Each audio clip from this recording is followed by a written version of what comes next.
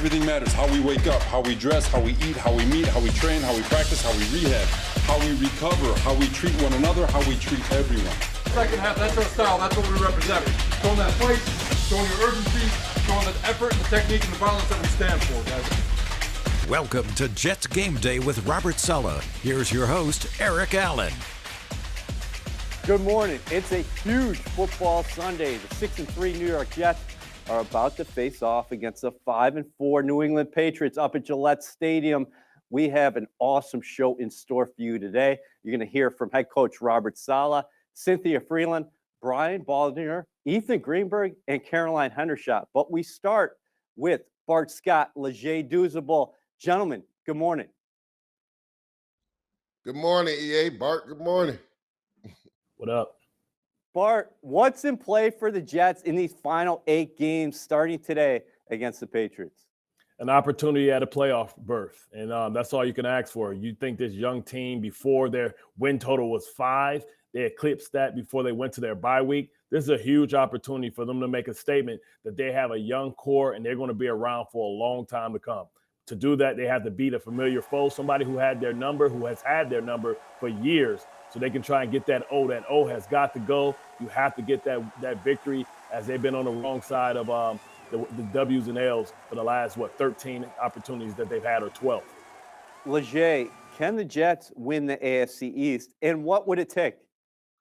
In the words of the great Kevin Garnett, anything is possible. I mean, they have a really great formula. You heard Bart talk about it, right? This defense, right? They have a good to elite defense. The run game came along really well right before the bye versus the Buffalo Bills. And Zach, just being efficient with the football. We saw last game versus the New England Patriots, right? Turned it over 3 times. You cannot do that. You give the New England Patriots advantageous field position. That formula is the formula to win this division.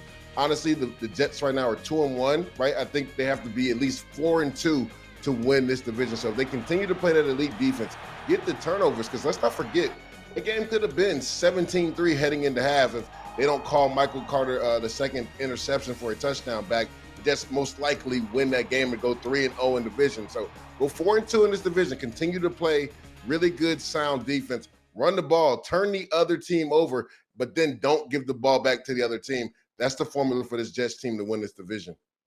Hey, Bart, are we cool with the KG reference there from Douzable? Obviously, he spoke those words as a member of the Boston Celtics.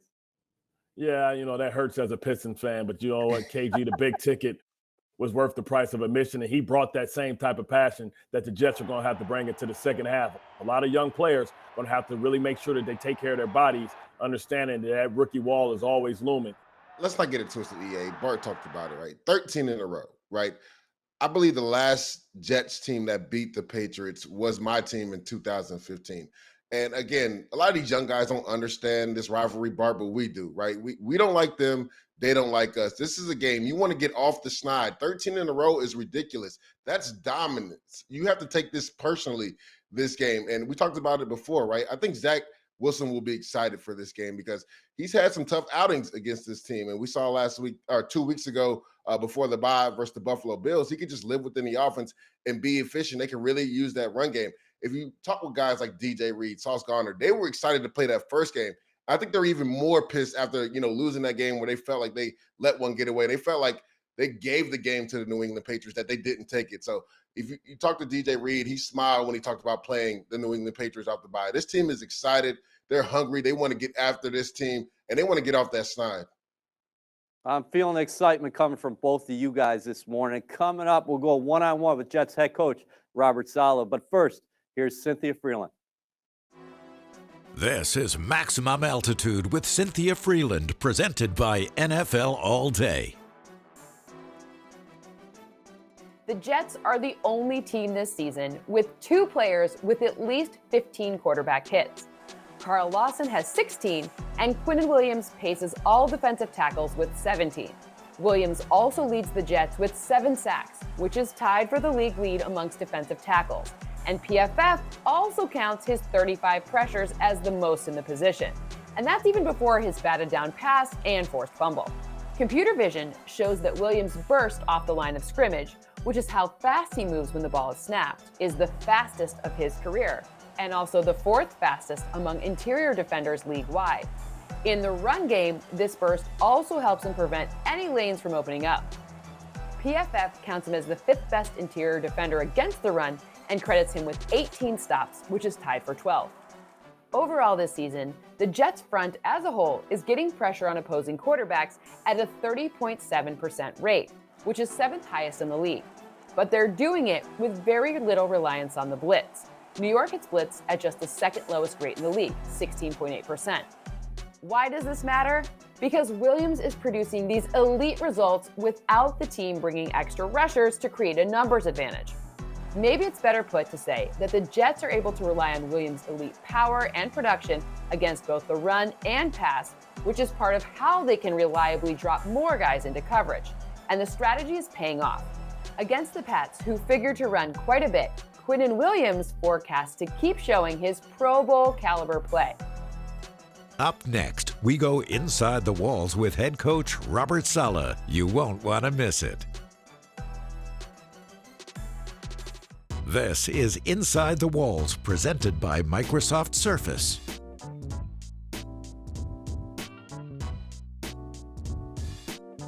What was your message to the team when you got back from the bye?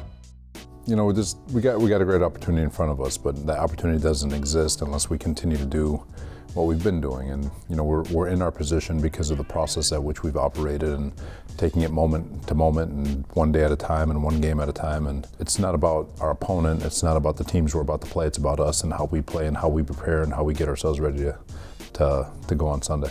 Is this the best division in the National Football League? I think so.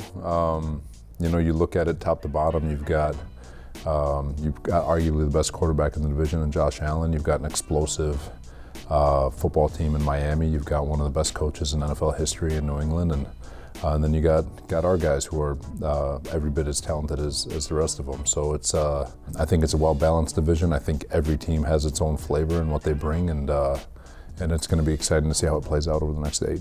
You lead the National Football League in 4th quarter scoring differential. What do you attribute that to? Obviously, it's our guys. They, you know, I've said it before, they don't flinch. They really do believe, and it's true, it's the only way to operate, that if you just do your best every single play, regardless of what the score is, regardless of where you are, what quarter, you know, you're just gonna, if you just do right longer, you'll have a chance to execute, especially in heightened environments. So if you're training yourself to always do your best and treating every play like it's the last play of your career, when the environment heightens and people start panicking, you're already there.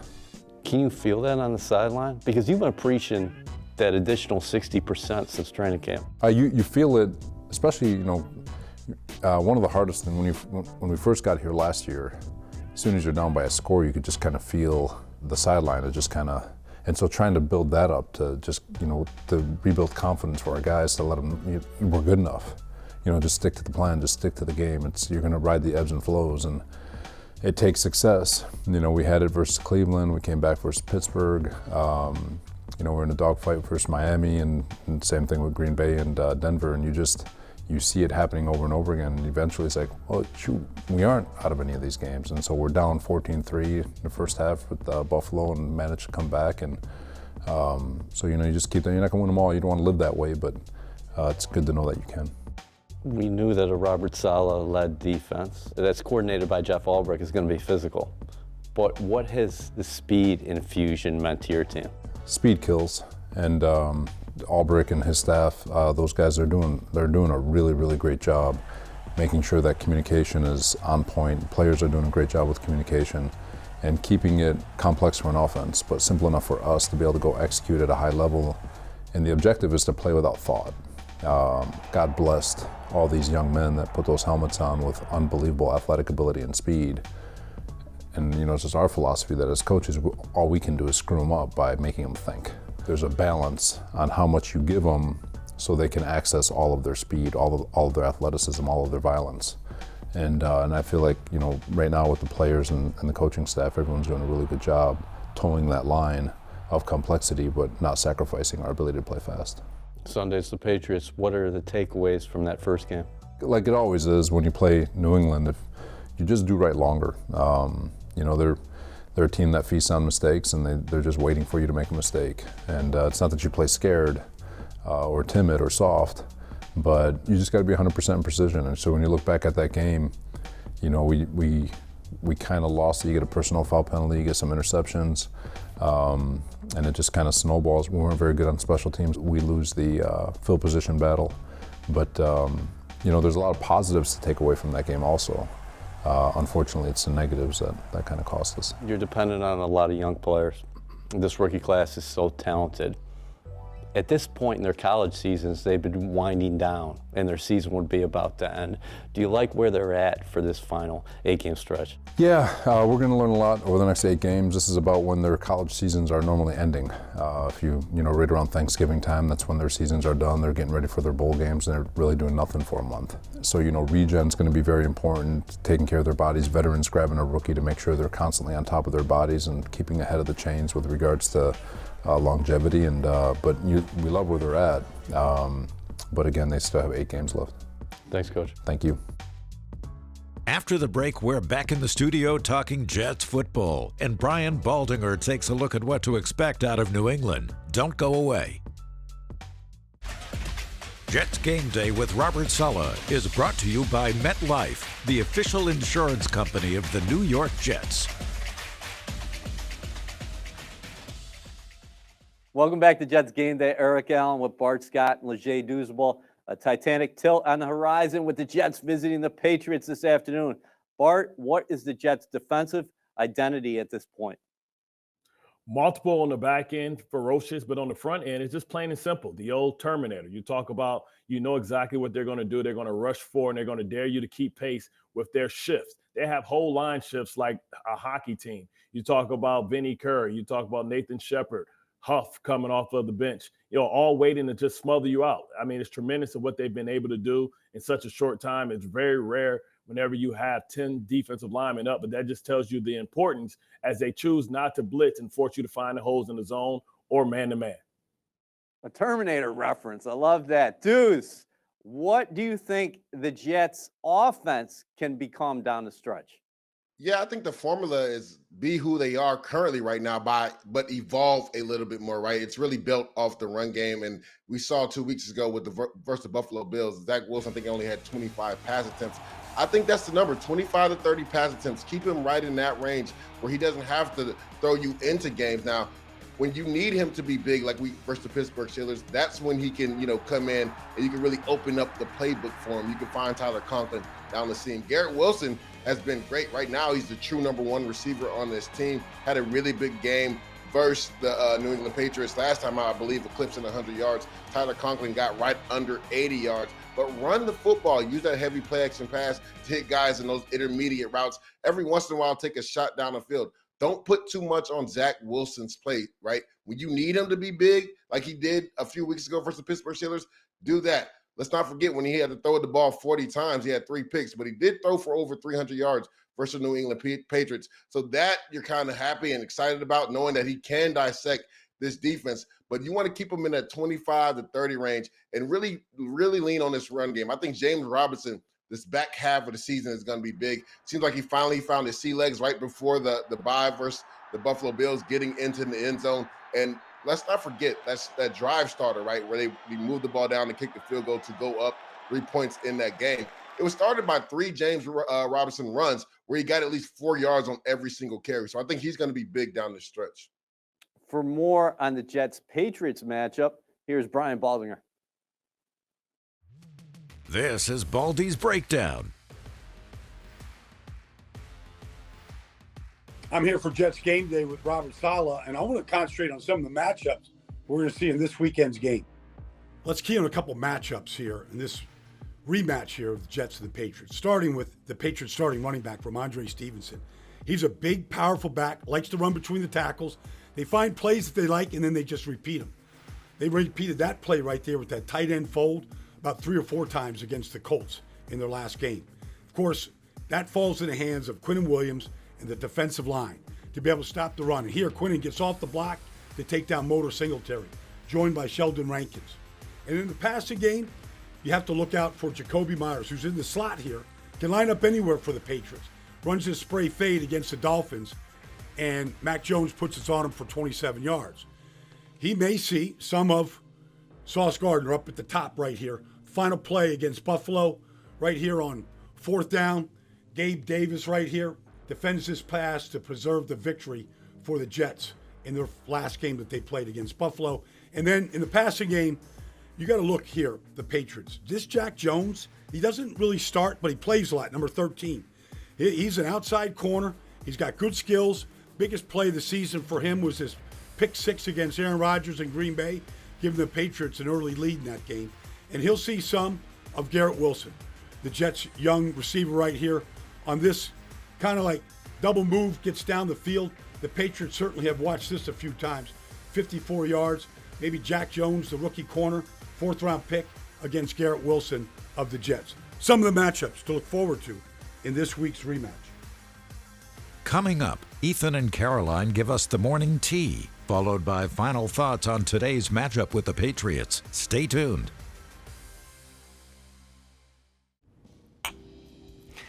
All right, Ethan, coming off the bye, feeling rested, feeling rejuvenated. All the things. But let's get right back into football. I'm going to hit you with someone who's flying a little bit under the radar. Michael Clemens. He has the 4th highest run defense grade amongst all edges in the NFL, according to PFF. Well, how about Jermaine Johnson, his fellow rookie defensive lineman? The best sack rate among all rookies with at least 40 pass rush snaps. Okay, edges going off. Okay, so how about this? Yeah. Fun fact for you, the Patriots 2-2 at home. In their 2 losses, they've allowed an average of 35 points per game. In their 2 wins, they've allowed an average of 1.5 points per game.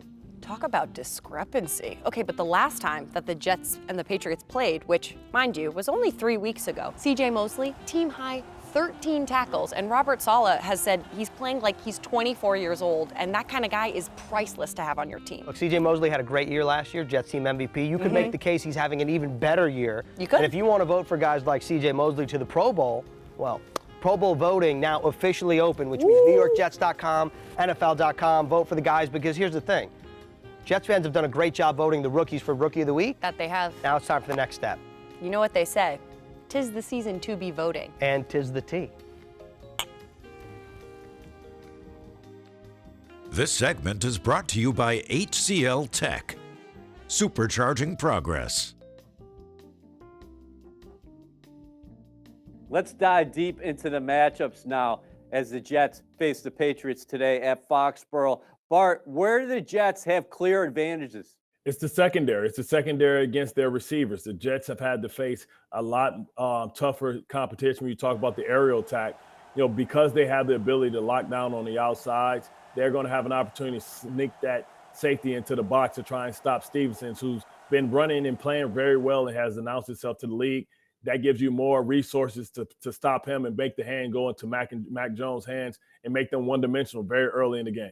Yeah, Bart, you bring up a really good point because last time they played the New England Patriots, that's exactly what happened. Ramondre Stevenson had a really good day, and they were in short, 3rd and 2, 3rd and 3, 3rd and 5 situations. And Jacoby Myers was a guy that was big in aiding them to move the chains down the field. He had 9 catches in that game, and they really sought after him on 3rd down. So it'll be interesting to see if Jeff Ulbrich decides, Michael Carter plays really good man coverage, but they decide to bracket Jacoby Myers to kind of take away Mac Jones' first read. That way this defensive line can really get after him. They got after him good last time, but if you take away Jacoby Myers, it's going to be advantageous because Mac Jones really hones in on him on 3rd down. He'll hold the ball longer, and that'll allow your defensive line to really get after him.